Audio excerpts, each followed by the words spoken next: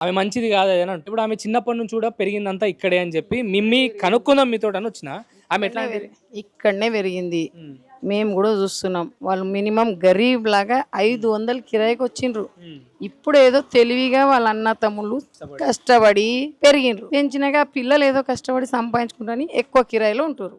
ఏదో అన్న పెళ్లి చేసుకున్నాడని చెల్లె కూడా చేద్దామని చేసేసిండు. ఉమ్, ఏం టెన్షన్ లేదు ఆడ.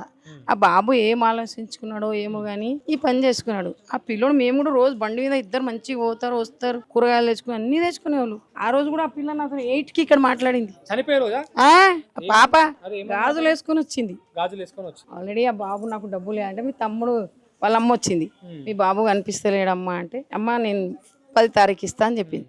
ఆ పిల్ల అక్కడి నుంచి వచ్చింది. గాజులు వేసుకున్నావు ఆ బుజ్జి అంటే ఆంటీ మమ్మీ వేపించింది అన్న. అరే బాగున్నాయి, గాజుల కాడనే పంచాయతీ మొదలైంది. ఇది బాగున్నాయి బుజ్జి అంటే అమ్మ నువ్వు చెప్పు తీయకను ఈ పండుగ అయ్యే వరకు అని చెప్పింది.